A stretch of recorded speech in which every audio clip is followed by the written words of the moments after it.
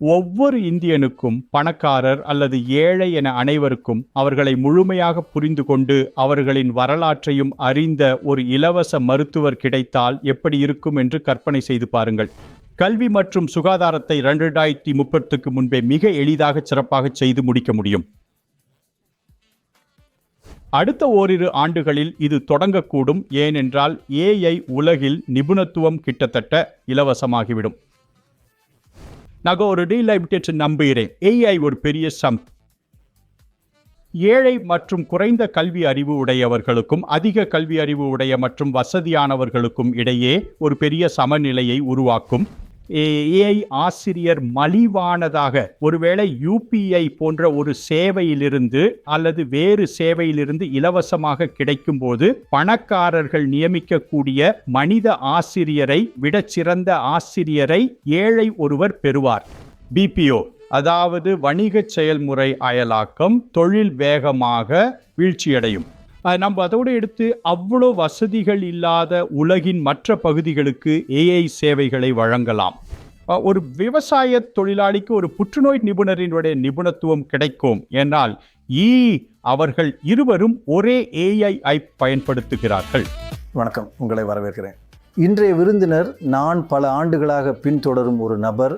மேலும் தொழில்நுட்ப உலகில் என்ன நடக்கிறது என்பதை புரிந்து கொண்டு ப்ரெடிக்ட் அவரது திறமைக்கு நான் ஆழ்ந்த மரியாதை வைத்திருக்கிறேன். நான் மட்டுமல்ல, சிலிக்கான் வேலியில் மிகவும் செல்வாக்கு மிக்க இந்திய வம்சாவளி பிரமுகர்களில் இவரும் ஒருவர். உண்மையில் இந்திய வம்சாவளியில் மட்டும் இல்லை, பொதுவாகவே. வினோத் கோஸ்லா அவர் சன் மைக்ரோ சிஸ்டம்ஸின் இணை நிறுவனர், கிளீனர் பெர்கின்ஸின் நீண்டகால பங்குதாரராக இருந்தார். பின்னர் கோஸ்லா வெஞ்சர்ஸை நிறுவினார். AI சுகாதார பராமரிப்பு மற்றும் கிளைமேட் தொழில்நுட்பத்தின் முன்னணியில் துணிச்சலான யோசனைகளை ஆதரிப்பதில் பெயர் பெற்றவர். வினோத் முதலில் முற்றிலும் சாத்தியமற்றதாக தோன்றி பின்னர் உண்மையில் எதிர்காலமாக மாறும் முரண்பாடான பந்தயங்களை எடுப்பதில் பிரபலமானவர். இப்போ இன்றைய உலகம் ஒரு முக்கியமான கட்டத்தில் உள்ளது. AI தான் மையப்புள்ளி. மேலும் AI புரட்சிகரமானதா அல்லது மிகைப்படுத்தப்பட்டதா என்பதை புரிந்து கொள்ள வினோத் கோஸ்லா இங்கே இருக்கிறது நமக்கு கிடைத்த அதிர்ஷ்டம். வினோத், டிகோடரில் இணைஞ்சதுக்கு மிக்க நன்றி. நீங்கள் நேரம் ஒதுக்கியது ரொம்ப நல்லது. நன்றி. இது இங்கே இருப்பது மகிழ்ச்சி அளிக்கிறது. நான் சொல்ல வேண்டும், நான் நீங்கள் பேசுவதை கேட்டு படித்து உங்கள் தொலைநோக்கு பார்வையை புரிந்து கொள்ள முயற்சி செய்து வருகிறேன். மேலும் இது ஒரு அமேசிங் தொலைநோக்கு பார்வை. அது இந்தியாவிற்கு AI-யுடன் இந்தியாவில் உள்ள நாம் 1.5 பில்லியன் மக்களுக்கு இலவச கல்வி, இலவச சுகாதார பராமரிப்பு மற்றும் சட்ட ஆலோசனை போன்ற விஷயங்களை கூட இலவசமாக பெற முடியும் என்பதுதான். உங்களுக்கு தெரியும், ஏழை மக்களில் சிலரால் வழக்கறிஞர்களை நியமிக்க முடியாத போது அவர்கள் உண்மையில் AI-இடமிருந்து ஆலோசனைகளை பெற முடியும். அதாவது இது வாழ்க்கையை மாற்றக்கூடியது இல்லையா? இது ஒரு பெரும் அன்யூஷுவல் வாய்ப்பு மற்றும் குறுகிய காலத்தியது என்று நான் நிச்சயமாக நினைக்கிறேன். நீங்கள் குறிப்பிட்டிருக்கக்கூடிய 2 அடிப்படை விஷயங்களான கல்வி மற்றும் சுகாதார பராமரிப்பு ஆகியவற்றை 2030க்கு வெகு முன்பே அடுத்த 5 ஆண்டுகளில் செய்து முடிப்பது மிகவும் எளிது. அநேகமாக அடுத்த 1 அல்லது 2 ஆண்டுகளில் தொடங்கலாம். ஏனெனில் AI உலகில் நிபுணத்துவம் கிட்டத்தட்ட இலவசமாக இருக்கும். எனவே ஒவ்வொரு இந்தியருக்கும் பணக்காரர் அல்லது ஏழை என்ற பாகுபாடின்றி அவர்களையும் அவர்களின் மருத்துவ பின்னணியையும் முழுமையாக புரிந்து கொள்ளக்கூடிய ஒரு இலவச மருத்துவர் கிடைத்தால் எப்படி இருக்கும் என்று கற்பனை செய்து பாருங்கள். பிரமிப்பானது. நான் நினைக்கிறேன், இன்றைக்கு நாம் ஆரம்ப சுகாதாரத்திற்காக செலவழிப்பதை விட மிக குறைவான செலவில் அதை செய்ய முடியும். யோசித்து பாருங்கள், ஒரு தனிப்பட்ட மருத்துவர் உங்கள் குழந்தைக்கு அதிகாலை 2 மணிக்கு உடல்நிலை சரியில்லை என்றால் அந்த நேரத்தில் AI மூலம் உங்களுக்கு ஒரு தனிப்பட்ட மருத்துவர் கிடைக்கிறார்.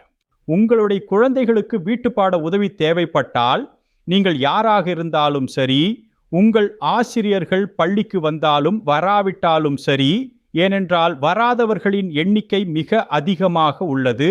AI உங்களுக்கு என்ன தெரியும், என்ன தெரியாது என்பதை மதிப்பிட முடியும். உங்கள் கற்றலில் உள்ள இடைவெளிகள் என்னென்ன தெற்றும் உங்களுக்கு பயிற்சி அளிக்கும். நீங்கள் செய்து கொண்டிருந்தால் ஒரு வீட்டுப்பாட கணக்கு அது சொல்லலாம். சரி, நீங்கள் 3 மாதங்களுக்கு முன்பு கற்றிருக்க வேண்டிய இந்த மற்றொரு கருத்தை நீங்கள் புரிந்து கொள்ளவில்லை. கலவிட்டு பத்திற்கு நான் உதவுவதற்கு முன்பு அதை நான் உங்களுக்கு கற்றுத் தருகிறேன். அமேசிங். எனவே அந்த வகையான மிகவும் தனிப்பயனாக்கப்பட்ட கல்வி சாத்தியமாகும். மிகவும் தனிப்பயனாக்கப்பட்ட மருத்துவ ஆலோசனை, இலவச ஆரம்ப சுகாதாரம் மற்றும் இலவச AI சிறப்பு பராமரிப்பு. நான் நினைக்கிறேன் கிட்டத்தட்ட எந்த செலவும் இல்லாமல் ஒவ்வொரு இந்தியருக்கும் நாள்பட்ட நோய் மேலாண்மையை வழங்குவது மிகவும் சாத்தியமானது. உங்களுக்கு நீரிழிவு, இதய நோய் அல்லது இது போன்ற ஏதாவது இருந்தால் உங்கள் நோயை கட்டுப்படுத்த இது உங்களுக்கு தினமும் ஒரு நாளைக்கு பல முறை கிட்டத்தட்ட எந்த செலவும் இல்லாமல் உதவும். அதாவது அது முற்றிலும் நீங்கள் சொல்கிறது பிரமிக்க வைக்கிறது. அது இந்தியாவை அடியோடு மாற்றிவிடும் என்றால் 50% மக்களுக்கு உண்மையில் மருத்துவ வசதி கிடைப்பது மிகவும் கடினம். நாங்கள் எல்லா இடங்களிலும் மருத்துவ நிறுவனங்களையும் மருத்துவமனைகளையும் அமைக்க யோசித்து கொண்டிருக்கிறோம். ஆனால் அது மிகவும் செலவு பிடிக்கக்கூடியது. அதனால் இது உண்மையில் அதில் பெரும்பாலானவற்றை மாற்றக்கூடும் அல்லது ஒரு முதல் படியாக இருக்கக்கூடும். குறைந்தபட்சம் ஒரு மனிதரிடம் செல்வதற்கு முன் ஒரு வகை தரம் பிரித்தல். ஏதாவது மருத்துவ வழக்கு ரொம்ப சிக்கலாக வந்தால் அப்புறம் நீங்கள் ஒரு மருத்துவர்கிட்டம் செல்லலாம். ஆனால் 95% வழக்குகள் நீங்கள் ஒரு மனிதரிடம் செல்வதற்கு முன்பே தீர்க்கப்படலாம். அது சரியா? சரி, அது இன்னும் அதை விட சிறந்தது. வா வா அதுவும் ரொம்ப சிக்கலான நோய் கண்டறிதலில் ஸ்டான்போர்ட் பல்கலைக்கழகம் அல்லது ஹார்வர்ட் பல்கலைக்கழகம் போன்ற சிறந்த நிறுவனங்களில் உள்ள மனித மருத்துவர்களை விட AI கணிசமாக சிறப்பாக செயல்படுவதை ஆய்வுகளில் நாங்கள் பார்த்திருக்கிறோம். தரவுகளில் இன்றைக்கு அதை ஆதரிக்கின்றன. அது இந்திய சூழலுக்கு ஏற்றவாறு மாற்றியமைக்கப்பட வேண்டும், அதற்கான பணிகள் செய்யப்பட வேண்டும். ஆனால் அந்த டென்ஷன் இன்று இருக்கிறது. அது இன்னும் நன்றாக பயன்படுத்தப்படலை அல்லது பிரபலமாக பயன்படுத்தப்படலை. அது நடக்கும். மேலும் இந்தியாவை பற்றிய எனது பார்வையில் ஒவ்வொரு இந்தியரின் அடையாளத்திற்கும் ஆதார் அடித்தளமாக இருந்தது என்று நான் நினைக்கிறேன். ஆம், பணம் செலுத்துவதற்கு நீங்கள் அதை பயன்படுத்தலாம். ஆனால் அதே அடையாள அமைப்பில் ஆதார் ஆரம்ப சுகாதார சேவைகள் மற்றும் பிற நாள்பட்ட நோய் மேலாண்மை சேவைகளை வழங்குவதற்கும் பயன்படுத்தப்படலாம். அமேசிங். மற்றும் கல்வி சேவைகள் அதற்கு அடுத்த சில ஆண்டுகளில் 2030க்கு முன்பே UPI போன்ற சேவைகள் கிடைக்குமாறு இந்திய அரசாங்கம் இதை ஒரு கோல் ஆக்குவது மிகவும் அவசியம் என்று நான் நினைக்கிறேன். அனைவருக்கும் சுகாதாரம் மற்றும் அனைவருக்கும் கல்வி. எனவே நீங்கள் கணிதம் அல்லது அறிவியலை கற்க முயற்சிக்கும் 15 வயது மாணவராக இருந்தாலும் சரி, அல்லது மீண்டும் சென்று பொறியியல் கற்க விரும்பும் 50 வயது நபராக இருந்தாலும் சரி, நீங்கள் விரும்பியதை எல்லாம் கிட்டத்தட்ட எந்த செலவுமின்றி சுகாதாரம் மற்றும் கல்விக்காக இந்திய அரசாங்கம் செலவிடும் தற்போதைய வரவு செலவு திட்டங்களுக்குள் முழுமையாக கட்டுப்படியாக கூடிய வகையில் செய்ய முடியும். உண்மையில் மருத்துவமனைகளை அமைப்பதை விட இது மலிவாக இருக்கக்கூடும் என்று நீங்கள் குறிப்பிட்டீர்கள். அதாவது நேரடியாக ஒருவருக்கொருவர் பெறுவதற்கு AI பயன்படுத்துவது. ஆம். ஹலோ, சொல்லுங்க, அது ரொம்ப தனிப்பட்ட தொடர்பில்லாததாக இருக்குமா? அது ஒரு விசித்திரமான உருவமாக மட்டும் இருக்காதா? அது கிட்டத்தட்ட மனிதனைப் போலவே இருக்குமா?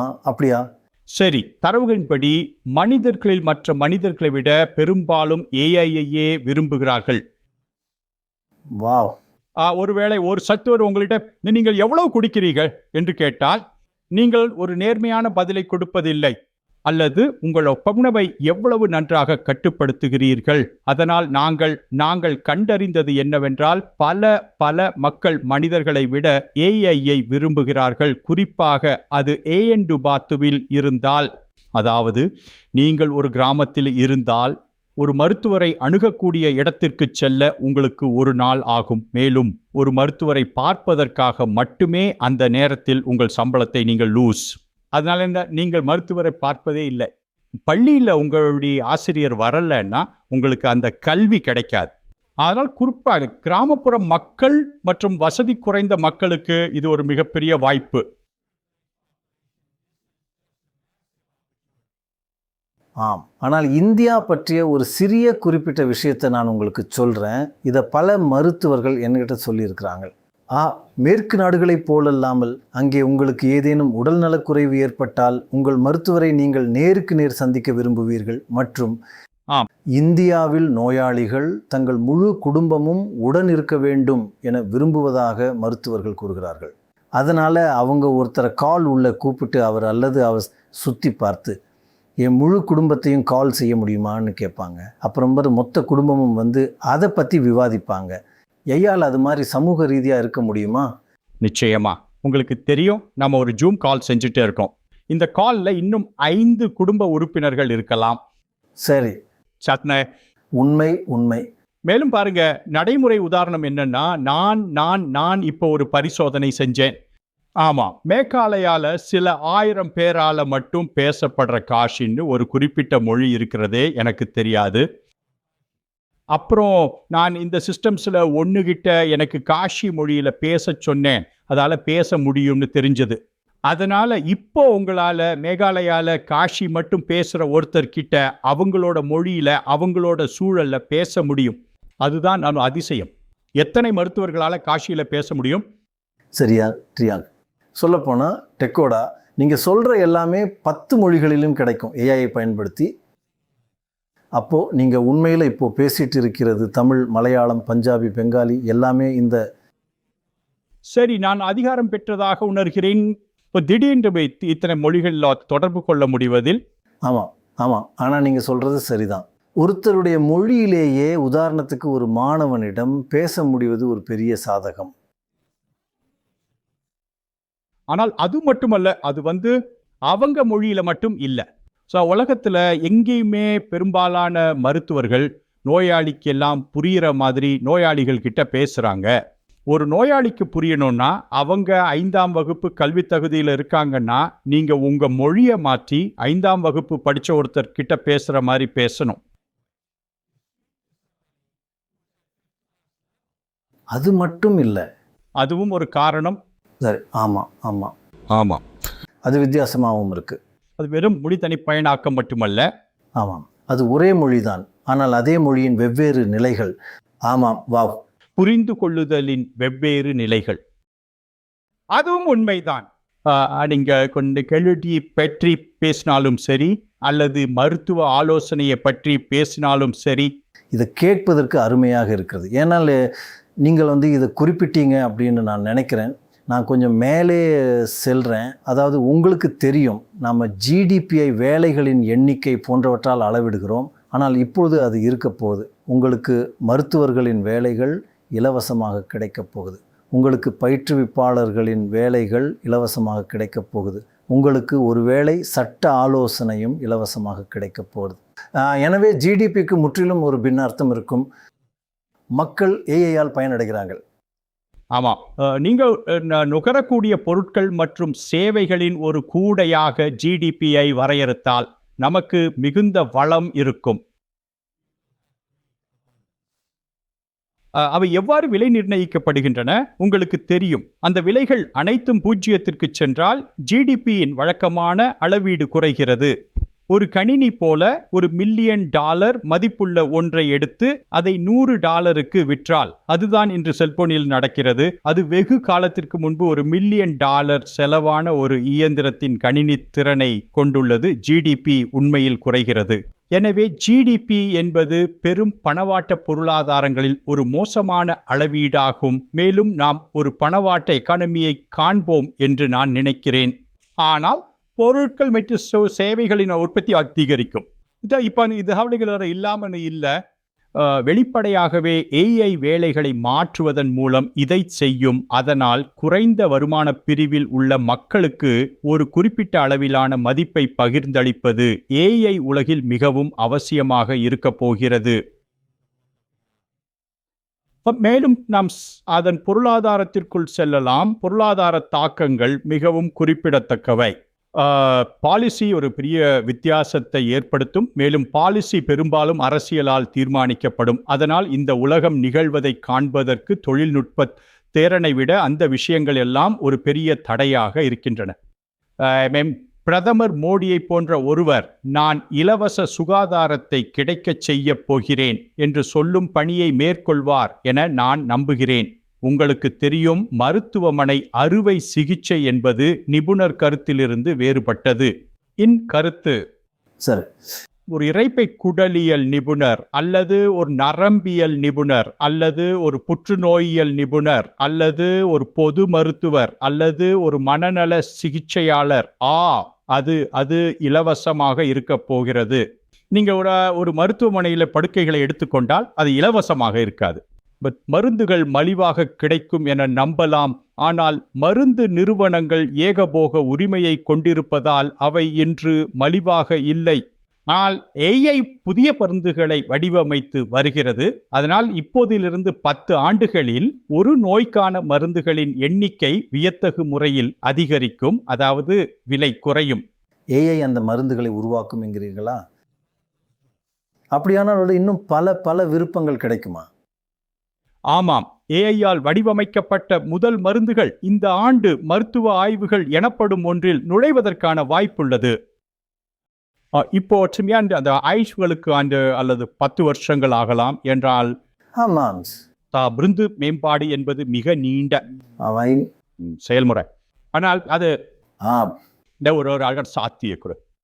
எனவே மருந்துகள் உங்களுக்கு தெரியும், நோய் கண்டறிதல், இரத்த பரிசோதனைகள், இமேஜிங், எக்ஸ்ரேக்கள் கூட அவை அனைத்தின் விலையையும் குறைக்க முடியும். ஏனென்றால் அந்த ஆய்வுகளை படிக்க ஒரு ரேடியாலஜிஸ்ட் தேவையில்லை. இப்பொழுது நீங்கள் குறிப்பிடும் விஷயங்களில் ஒன்று என்னென்னா, AI உங்களை ஒரு குறிப்பிட்ட தூரம் வரை கொண்டு செல்ல முடியும். ஆனால் அது மிகவும் சிக்கலாகும் போது அல்லது சில உடல் ரீதியான அறுவை சிகிச்சை தேவைப்படும் போது அல்லது எக்ஸ்ரே தேவைப்படும் போது அல்லது SCRDன்னு உங்களுக்கு தெரியும், இந்த பல்வேறு வகையான ரேட்டார் சோதனைகள், அவை உடல் ரீதியான விஷயங்கள். எனவே அவை உங்களை அந்த புள்ளிக்கு அழைத்து செல்லும். ஆனால் பின்னர் உங்களுக்கு ஒரு மனித தலையீடு தேவைப்படும். நீங்கள் ஒரு ட்ரையாஜ் என்று அழைப்பது அதுதானா? எனவே AI மென்பொருள் எல்லா பிரச்சனைகளையும் தீர்க்காது. ஆமாம், அது ஃபர்ஸ்ட் பிரச்சனைகளை தீர்க்கும். நாம் இதை மனசில் கொள்ள வேண்டும் அப்படின்னு நான் நினைக்கிறேன். மேலும் பௌதீக உலகம் சம்பந்தப்பட்டிருக்கும் போது ரொபாட்டிக்ஸ் AI ஆனது சாஃப்ட்வேர் AI, மன்னிக்கவும், இன்டெலிஜென்ஸ் AI இருக்கும் இடத்தை விட அநேகமாக 5 முதல் 7 ஆண்டுகள் பின்தங்கியுள்ளது. ரோபாட்டிக்ஸ் என்ன? நீங்கள் சொல்றது ஒரு ரோபோ. கவலைப்பட வேண்டிய ரீதியும் உண்மையிலே அது மன்னிக்கவும், ரோபாட்டிக்ஸ் என்றால் நீங்கள் குறிப்பிடுறது ஒரு ரோபோ உண்மையில அறுவை சிகிச்சை செய்வதை, அதைத்தான் நீங்கள் சொல்றீங்க, அப்படித்தானே? சரி, அப்படியானால் அது அடுத்த 10 ஆண்டுகளில் நடப்பதற்கு வாய்ப்பில்லை. அது ஒரு கட்டத்தில் நடக்கும், அநேகமாக 30களின் பிற்பகுதியில். ஆனால் நான் பின்வரும் விஷயத்தை சொல்ல விரும்புகிறேன். உங்களிடம் ஒரு நீரிழிவு நோயாளி அல்லது இதய நோயாளி இருந்து அவர்களின் உடல் நலம், அவர்களின் மருந்துகள், அவர்கள் என்ன அளவு மருந்து எடுத்துக்கொள்ள வேண்டும், மருந்து டைட்ரேஷன் என்று அழைக்கப்படுவது, அவர்கள் என்ன உணவு சாப்பிட வேண்டும் ஆகியவற்றை நீங்கள் சிறப்பாக நிர்வகித்தால் நீரிழிவு அல்லது உயர் இரத்த அழுத்தத்துடன் தொடர்புடைய இதய அறுவை சிகிச்சைகள் அல்லது பிற அறுவை சிகிச்சைகள் போன்ற தேவைப்படும் அறுவை சிகிச்சைகளின் எண்ணிக்கையை நீங்கள் குறைப்பீர்கள். அதனால AI மூலம் நோயாளிகளை ஆரம்பத்திலேயே கவனித்துக் கொள்வதன் மூலம் பௌதீக உலகில் தேவைப்படும் சுகாதார பராமரிப்பின் அளவை குறைக்க முடியும் என்று நான் உறுதியாக நினைக்கிறேன். அதாவது நீங்க பார்க்கிறது உண்மையிலேயே முற்றிலும் மாறுபட்ட ஒரு உலகம். உண்மையா சொல்லணும்னா உங்களோட பல தொலைநோக்கு பார்வைகளில் நீங்க சரியா இருந்ததுனால நான் உண்மையிலேயே இதனால ரொம்ப உற்சாகமா இருக்கேன். இது இப்படி ஆகலாம், இது ஒரு புதிய இந்தியா, அங்கே உண்மையில ஏழைகள் தான் அதிகமாக பயனடைவாங்க. ஏழைகள் தான் அதிகமாக பயனடைவாங்க. அதுதான் நான் எழுதிய பிளாக்கினுடைய நோக்கம். அது எங்க இணையதளத்தில் இருக்கு. இந்தியாவுக்கு AI என்ன செய்ய முடியும் என்பதுதான் அது. மேலும் நான் அதை பற்றி ஒரு உரை டிசம்பர்ல கம்ப்யூட்டர் ஹிஸ்டரி மியூசியத்தில். சரி, அதே யோசனை தான். இந்திய மக்கள் தொகையில கீழ்மட்டத்தில் இருக்கிற பாதி பேருக்கு நம்மளால நிறைய செய்ய முடியும். வெளிப்படையா மேல்மட்டத்தில் இருக்கிற பாதி பேருக்கும் கூட அப்புறம் உங்களுக்கு தெரியும், பொழுதுபோக்கு மாதிரியான மற்ற விஷயங்கள் கூட கிட்டத்தட்ட இலவசமாகிடும். இப்ப அரசாங்கம் முன்வந்து இந்த சேவைகளை வழங்க வேண்டியிருக்கும். ஏன்னா அவைகள் ரொம்ப மலிவா இருக்கும். அரசாங்கத்தால கூட வழங்குறது சுலபமா இருக்கும். இதை செய்யறதுக்கு நீங்க பெரிய பட்ஜெட் பற்றாக்குறைகளை உருவாக்க வேண்டி இருக்காது. ஸோ அதனால இதோட பொருளாதாரத்தை பற்றியும் நான் உண்மையிலேயே உற்சாகமாக இருக்கேன். ஆனால் நீண்ட காலம் ரொம்ப ரொம்ப உற்சாகமாக இருக்கு. வெளிப்படையா பாதிப்பை ஏற்படுத்துறதுக்கு கடினமான சில விஷயங்கள் இருக்கு. வீடு மற்றும் உணவு ஆகியவை ஏழை மக்களுக்கு அதிகம் தேவைப்படும் 2 விஷயங்கள். மேலும் AI இன் நிபுணத்துவம் அல்லது நுண்ணறிவை கொண்டு அவற்றை பாதிப்பது கடினம். அவர்களுடைய உலகம் அந்த உலகம் நுண்ணறிவு இலவசமாக இருப்பதற்கோ அல்லது அறிவு இலவசமாக இருப்பதற்கோ கட்டுப்படவில்லை. அது உண்மையில் வீடுகளை கட்டுவதோடு கட்டுப்பட்டுள்ளது. நீங்கள் ஒரு வலுவான அணுகுமுறையை எடுத்தால் ஒரு வீட்டு வசதி செலவும் குறைய வழிகள் உள்ளன என்று நான் நினைக்கிறேன். ஆனால் நீங்கள் இந்த செலவு குறைப்புகளை செய்யும்போது வேலை வாய்ப்பிலும் அழுத்தத்தை காண்பீர்கள். அதனால் நான் அதை சுட்டிக்கட்டுறதை உறுதி செய்ய வேண்டும். இது எல்லாம் எளிதல்ல. மேலும் நாம் இவை பாலிசி ட்ரேட் ஆஃப்களாக இருக்கும். ஆனால் நான் குறிப்பிட்ட முதல் 2 உங்களுக்கு தெரியும், இலவச சுகாதாரம், ஆரம்ப பராமரிப்பு மற்றும் இலவச கல்வி ஆகியவை ஒரு UPI போன்ற சேவை அல்லது ஆதார் போன்ற சேவையின் ஒரு பகுதியாக மிக விரைவில் வழங்குவது மிகவும் எளிதானது. நான் சொல்ல வேண்டும், இந்தியாவில் UPI ஒரு மிகப்பெரிய வெற்றி. உங்களுக்கு தெரியும், நீங்க ஒரு ஆனால் தேங்காய் விற்பவர் மற்றும் அவர் UPI பயன்படுத்துகிறார். எல்லோரும் அதை பயன்படுத்துகிறார்கள். இது ஒரு புரட்சி இல்லை, இது ஒரு சிறந்த உதாரணம். பாருங்கள், மேற்கில் அமெரிக்கா போன்ற ஒரு நாட்டில் விசா மற்றும் மாஸ்டர் கார்டு ஒவ்வொரு பரிவர்த்தனைக்கும் ஒரு 2 அல்லது 3% டாக்ஸ் ஆகும். சார் சரிதானே? அந்த டாக்ஸ் இந்தியாவில் இல்லாமல் போனது போல். ஆம், UPI-ஆல் நான் ஆரம்பகட்ட பராமரிப்பின் செலவு குறையலாம். இந்த சேவையை வழங்குவதற்கு மாதத்திற்கு 10 கணக்கான ரூபாய்களுக்கு மேல் செலவாகக்கூடாது. அது கல்வியாக இருந்தாலும் சரி அல்லது சுகாதாரமாக இருந்தாலும் சரி. 10க்கு 100 ரூபாய் அல்ல. ஆம், அதுதான் விஷயம். அது அவ்வளவு மலிவானது. அது சில ஆண்டுகளில் அவ்வளவு மலிவாக இருக்க வேண்டும். நிச்சயமாக 2030ற்குள் 2030, அது இன்னும் 4 ஆண்டுகளே உள்ளது. மிக அருகில். ஆஹா, ஆனால் ஒரு அம்சம், அதை நீங்கள் எப்படி கையாளுவீர்கள் என்று நான் தெரிந்து கொள்ள விரும்புகிறேன்.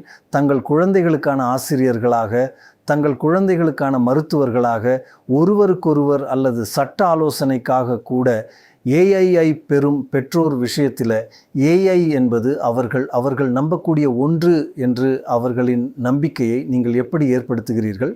அதை நீங்கள் எப்படி செய்வீங்க? நான் நினைக்கிறேன் AI-யின் தன்மையை விவரிக்க பல வழிமுறைகள் இருக்கும். நான் கொடுத்த எளிய உதாரணங்களில் ஒன்று என்னவென்றால், இன்றைக்கு ஒரு நோயாளியை கண்டறிவதில் மருத்துவர்கள் எவ்வளவு சிறப்பாக செயல்படுகிறார்கள் என்று சொல்வதற்கு ஒரு நல்ல வழி இல்லை. நான் ஸ்டான்போர்ட் பல்கலைக்கழகத்தில் ஒரு ஆய்வுக்கு நிதியுதவி செய்துள்ளேன். சொல்லப்போனால் அமெரிக்காவில் ஒரு மருத்துவரின் செயல்திறன் நிலை என்ன?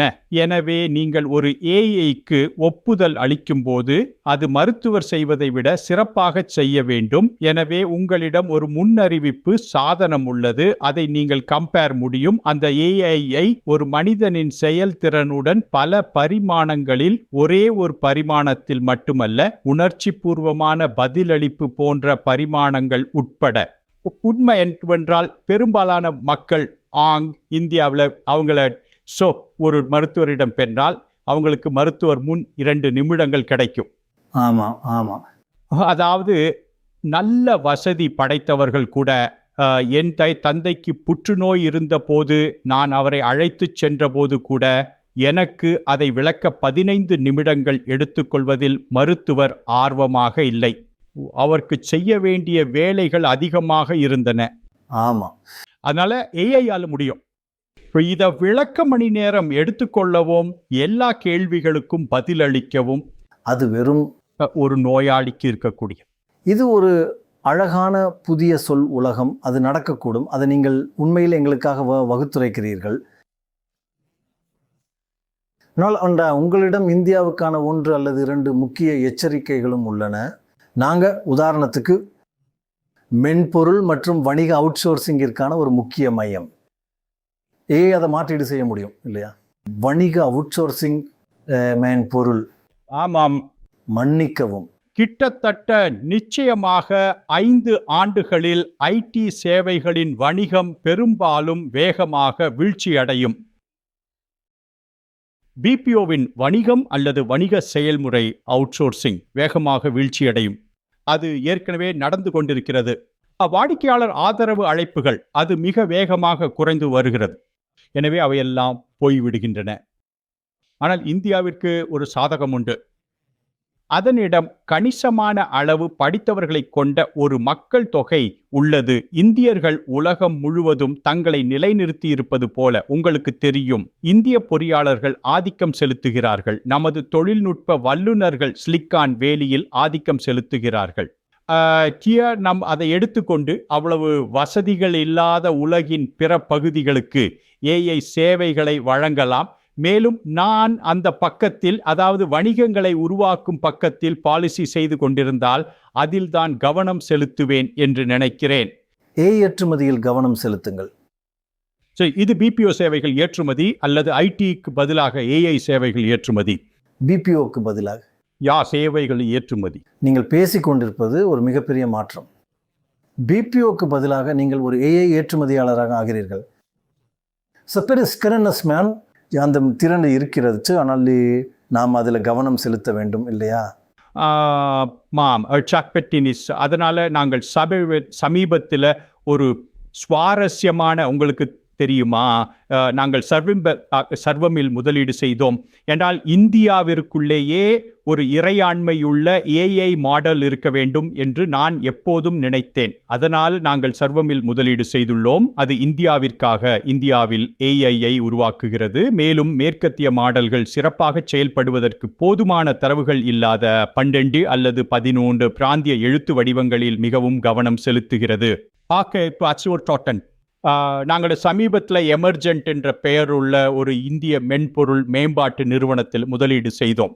அவர்கள் கிட்டத்தட்ட ஒன்றுமில்லாததிலிருந்து $50 மில்லியன் ரன் ரேட்டை அடைய 7 மாதங்கள் எடுத்துக்கொண்டார்கள். 7 மாதங்கள். அது இந்தியாவிலிருந்து வரும் எமர்ஜென்ட் என்று அழைக்கப்படும் ஒரு அற்புதமான தொழில் முனைவோர்களின் குழு. எனவே வாய்ப்புகள் இருப்பதாக நான் நினைக்கிறேன்.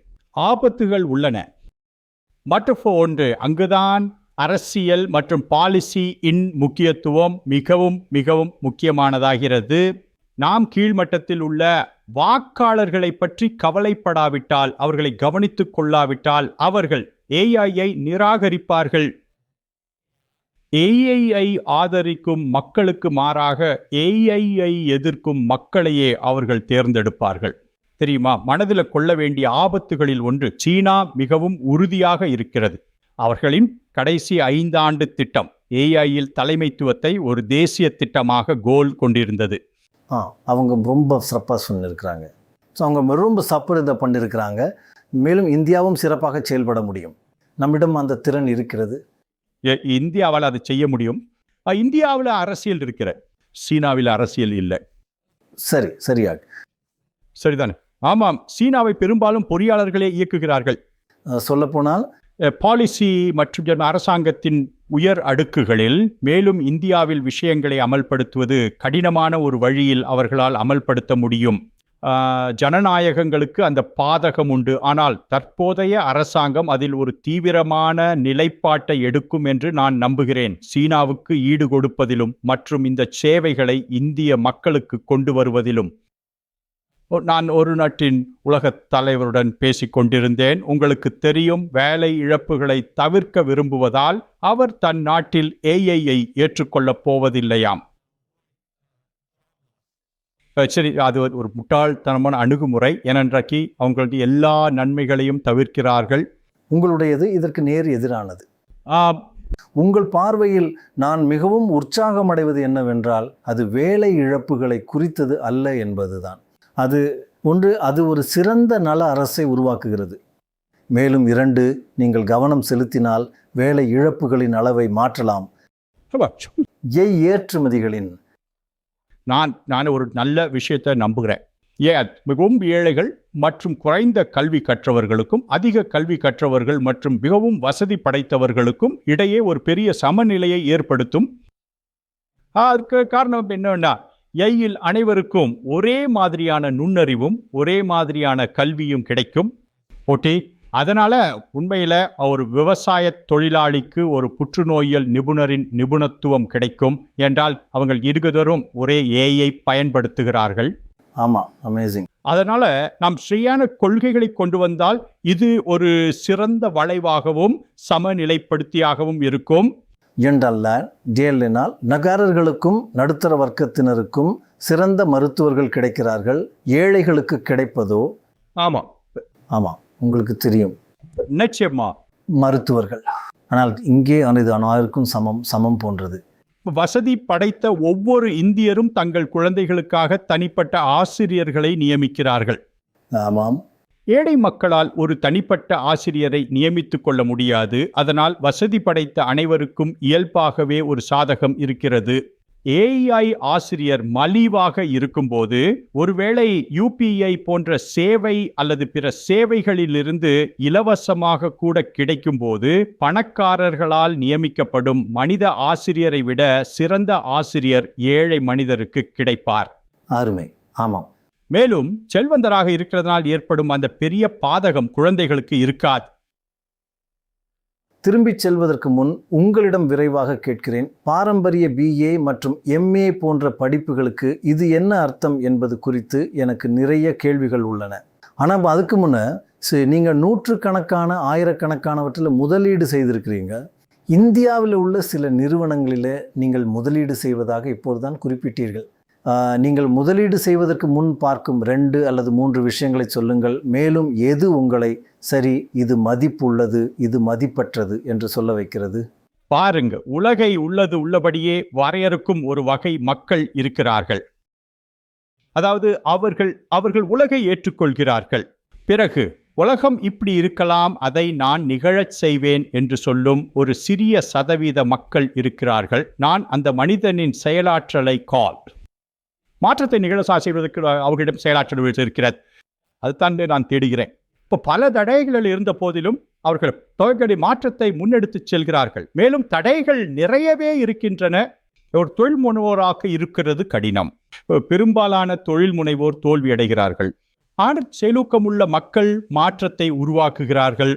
மேலும் இந்த பாட்காஸ்டை கேட்பதன் மூலம் சிலராவது எல்லாவற்றிலும் மேலும் மாற்றத்தை ஏற்படுத்த உந்துதல் பெறுவார்கள் என்று நான் நம்புகிறேன்.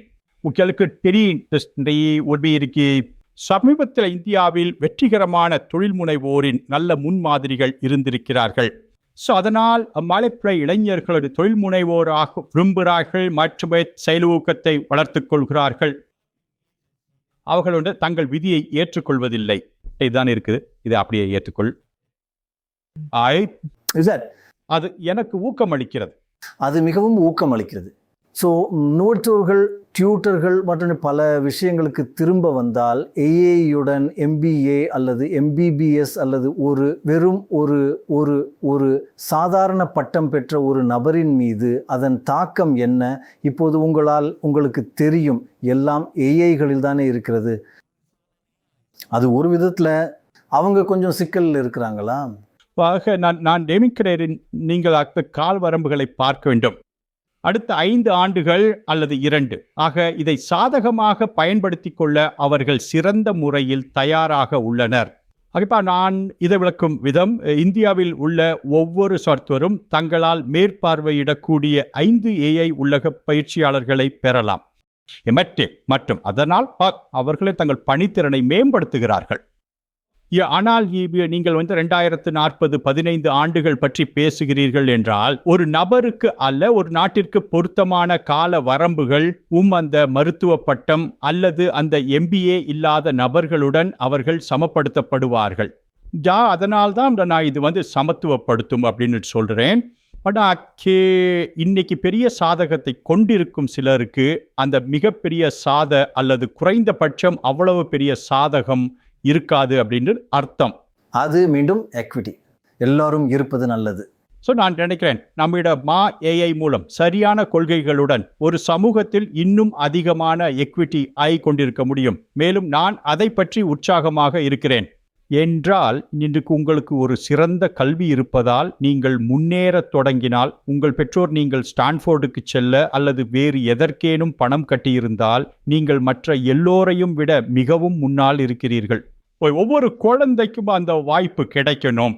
ஒரு சமூகத்தில் பொருளாதார நகர்வு என்று அழைக்கப்படுவது வியத்தகு அளவில் உயரக்கூடும். அற்புதம்.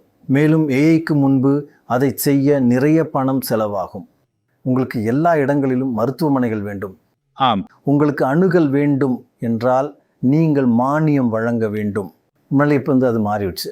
மிக மிக அளவிட முடியாத அளவிற்கு குறைந்த செலவில் நீங்கள் அதிக எக்விட்டியை பெறலாம். அல்லது ஒன்று 51% செலவில். ஆமாம் ஆமாம். சில சேவைகளில் நான் குறிப்பிட்டது போல வீடு மற்றும் உணவு போன்றவை இன்னும் கடினமான சேவைகளாகவே இருக்கின்றன. ஆனால் நான் நீங்கள் அங்கே குறிப்பிட்டீர்கள், நீங்கள் அதை எழுதியிருக்கிறீர்கள் அப்படி என்று கூட நினைக்கிறேன். அதாவது வீடு கட்டுவதற்கு பயன்படுத்தப்படும் பொருட்கள் அல்லது சாலை அமைக்க பயன்படுத்தப்படும் பொருட்களை ஏஐயால் பார்க்க முடியும். மேலும் என்ன அளவில் ஒரு சாலை எவ்வளவு அகலமாக இருக்க வேண்டும், மேலும் அவர்களால் செலவுகளை குறைத்து அதை ஒருவேளை 10ல் ஒரு பங்காக இல்லாமல் 3ல் ஒரு பங்கு அல்லது 5ல் ஒரு பங்கு மலிவாக்க முடியும். மேலும் வீடு கட்டுவது போன்ற இவ்வளவு பௌதிகத்தன்மை கொண்ட ஒரு விஷயத்தை மிக மிக மலிவானதாக மாற்ற முடியுமா என்ற பிரச்சனையை ஆராய்வதில் நான் நிறைய நேரம் செலவிடுகிறேன். உண்மை என்னவென்றால், வீடுகள் அந்தந்த இடங்களில் கட்டப்படாமல் தொழிற்சாலையில் கட்டப்பட்டிருந்தால் அவற்றின் விலை பாதியாக இருக்கும். அது இன்னைக்கு நமக்கு தெரியும். அதனால மேலும் நீங்கள் மிக குறைவான பொருட்களை பயன்படுத்தினால், நான் கால் டிமெட்டீரியலைசிங் ஹவுசிங் என்று சொல்வது அது மிகவும் மலிவாக இருக்கும். அதனால் நான் போய் நினைக்கிறேன், அந்த பிரச்சனைகள் தீர்க்கப்படவில்லை, ஆனால் நான் அதில் வேலை செய்து கொண்டிருக்கிறேன். அதை எளிதாகவும் சிறப்பாகவும் மாற்றும் தொழில்நுட்பங்களில் நான் வேலை செய்து கொண்டிருக்கிறேன். ஆனால் சரியாகவே தீர்க்கப்பட்டு விட்டன என்றோ அல்லது அது எப்படி செய்யப்படும் என்பதை பார்ப்பது எளிது என்றோ நான் சொல்ல மாட்டேன். அவை கடினமான பிரச்சனைகள், ஆனால் அதற்காக உழைப்பது தகுதியானது. வினோத் கோஸ்லா மிகவும் அருமை. உண்மையிலேயே நான் இதை கேட்பதற்கு மிகவும் ஊக்கமடைகிறேன். ஏனென்றால் பாருங்கள், இந்தியாவுக்கு ஒரு சிறந்த எதிர்காலம் உள்ளது. ஆனால் இது செயல்படுத்தப்பட வேண்டும். மேலும் அதில் பல தடைகளும் சிக்கல்களும் உள்ளன. அவை வெளிப்படையாகவே இயல்பானவை. மேலும் நீங்கள் சொன்னது போல் நீங்கள் உலகத்தை மாற்ற விரும்பினால் சிக்கல்கள் இருக்கும். ஆனால் இந்தியாவிற்கு அமையக்கூடிய ஒரு புரட்சிகரமான எதிர்காலத்தை பற்றி எங்களுக்கு ஒரு இறுதி கூற்றாக கூறுங்கள். சரி, நான் டிக்கிறேன். ஆழ்த்த அடிப்படை சேவைகளுக்குமான பட்ஜெட் பற்றாக்குறைகளையும் மற்றும் அது போன்ற அனைத்தையும் சமாளிப்பது சாத்தியம் என்று நான் நினைக்கிறேன். அது மிகப்பெரியது.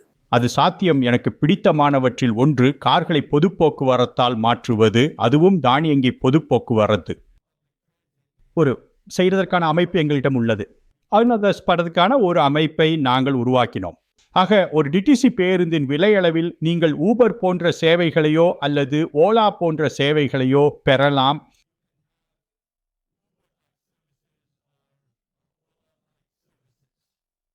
ஏஐஎஸ் பயன்படுத்தி ஆன்வையின் ஏஐ கார்களை ஓட்டுக்கள் மேற்கும் அவை அவத்து பேப்பத்துக்கிட்டா. ஸோ மேலும் தனிப்பட்ட வாகனங்கள், நீங்கள் ஒரு வாகனத்தில் 2 பேர் இருக்கிறாங்க. டெல்லியில் ஒரு பேருந்தை போல 100 பேர் இல்லை. சரி, அப்படியானால் இந்தியாவுக்கு முன்னால் ஒருவேளை முற்றிலும் மாறுபட்ட ஒரு உலகை நீங்கள் பார்க்கிறீர்களா? ஆம், நான் பார்க்கிறேன். நிறைய சாத்தியம் என்று நான் நினைக்கிறேன். அதில் பெரும்பாலானவை இப்பொழுது அரசியல்வாதிகள் மற்றும் பாலிசி கைகளில் உள்ளன.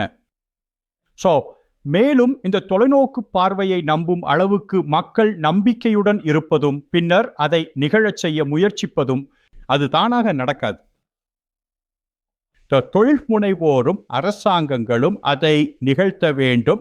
மேலும் சீனா அதை நிச்சயமாக நிகழ்த்தி கொண்டிருக்கிறது. சரி, ஆனால் நீங்கள் சொல்வதில் உள்ள முக்கிய அம்சம் மெட்ரிக்கவும். நான் இப்பொழுதுதான் ஒரு தொழிற்சாலை ஒரு நாளைக்கு 6 பூமி தோண்டும் உபகரணங்களை தயாரிப்பதாகவும் அவை முற்றிலும் ரோபோக்களால் உருவாக்கப்பட்டவை என்றும் ஒரு கட்டுரை படித்தேன். கச்சிதம்.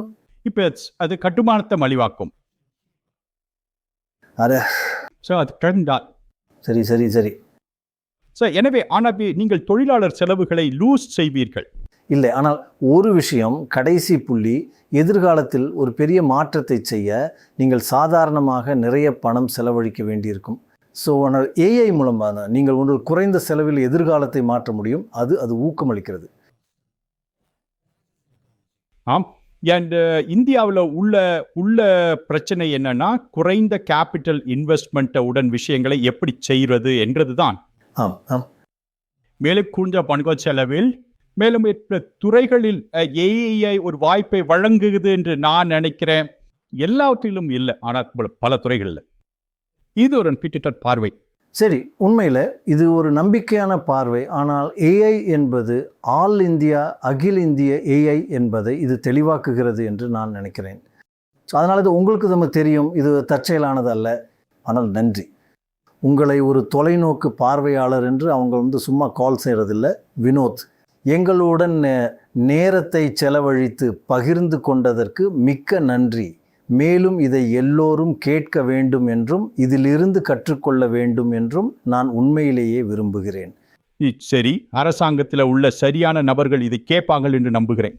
மிகச்சரியா. பாருங்க, பல மாநில நன்றி. பல மாநிலங்கள் கல்விக்காக இங்குள்ள நிறுவனங்களுடன் ஏற்கனவே இணைந்து செயல்படுகின்றன. மற்ற இடங்களிலும் இது சாத்தியம் என்று நான் நினைக்கிறேன். மேலும் அதிகமான மக்கள் இதை செய்வார்கள் என்று நம்புகிறேன். ஆம். போகும் முன் என்ற ஒரு விஷயம் சொல்லிக் கொள்கிறேன். டென்பாய்ட் ஒரு இலாப நோக்கற்ற நிறுவனத்தை நடத்துகிறார். அது மாணவர்களுக்காக ஏஐ ஆசிரியர்களை உருவாக்குகிறது. உலகம் முழுவதும் ஒவ்வொரு மாதமும் ஏற்கனவே மில்லியன் கணக்கான மாணவர்கள் இதை பயன்படுத்துகின்றனர். இதில் இந்தியாவிலும் பலர் அடங்குவர். ஒரு உண்மையான வாய்ப்பு என்று நான் நினைக்கிறேன். அது என்ன இணைப்பு? மக்கள் அது என்னன்னு தெரிஞ்சுக்கொள்ள அதன் பெயர் CK12.org. அந்த தயாரிப்பின் பெயர் ஃப்ளெக்ஸி. இது CK12.org வழங்கும் ஏஐ ஆசிரியர். மேலும் இது இலவசம். இது ஒரு நோக்கற்ற நிறுவனம், ஒரு இலவச தயாரிப்பை வழங்குகிறது. மேலும் என்னை போன்ற இளைஞர்களுக்கும் அது கற்பிக்குமா? ஆம். சரி, உங்களுக்கும். சரி, கடவுள் உங்களை ஆசீர்வதிக்கட்டும். மேலும் நேரம் ஒதுக்கியதற்கு மிக்க நன்றி. மேலும் இதற்கு பிறகு நான் உண்மையிலேயே நம்பிக்கையுடன் உணர்கிறேன். மிக்க நன்றி வினோத். டீச்சர்.